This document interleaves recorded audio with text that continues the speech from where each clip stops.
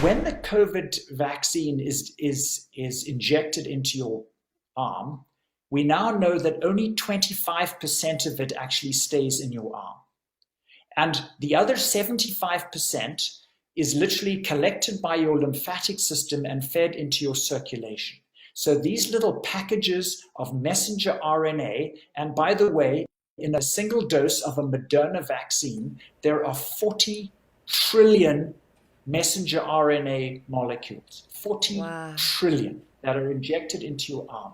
So 3/4 of these are taken, connected by the lymphatics. They go into your bloodstream in these little packages that are designed to be absorbed into a cell. But obviously, when something's in your circulation, the only cells that they're going to get absorbed into is the cells around your blood vessels. And the place where absorption happens is in the capillary networks. In other words, these are the tiniest vessels where the blood slows right down. These are tiny, tiny vessels. So these little packages of genes are absorbed into the cells around the blood vessels, that's the vascular endothelium. The packages open, the genes are released, your body then gets to work reading these genes and manufacturing trillions and trillions of COVID spike proteins.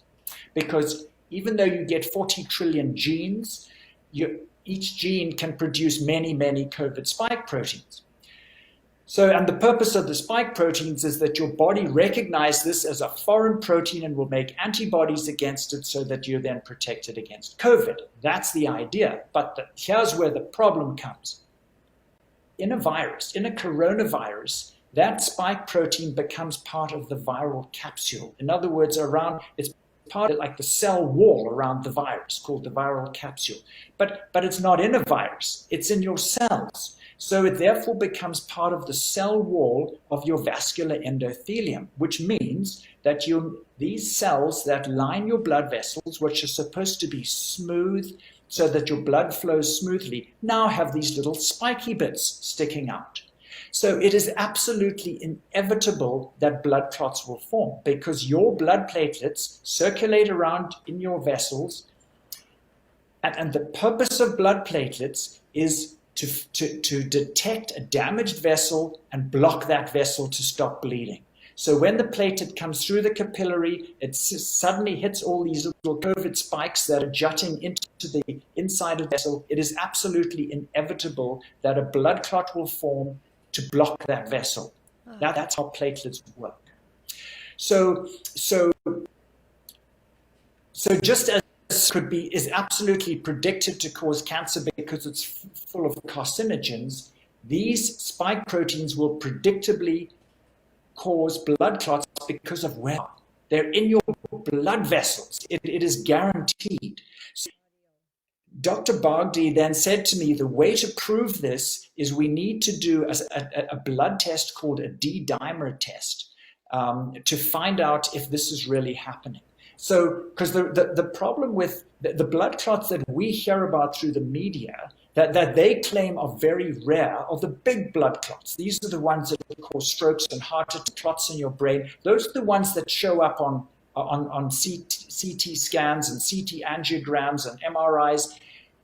The clots I'm talking about are microscopic. These are tiny, they're literally on a capillary level, and they are scattered throughout your capillary network. So they are not going to show on any scan, they're just too small and too scattered. So the only way to find out for sure if this predictable mechanism of clotting was actually happening was to do this blood test called a D-dimer. And so the D-dimer is a blood test that shows a recent blood clot. It doesn't show anything else other than a recent blood clot. It won't show an old blood clot. It only shows new blood clots. And so I have been now doing that on my patients, finding people who have recently had their COVID shot within the previous 7 days. It needs to be between 4 and 7 days, and doing a blood test on them called a D-dimer.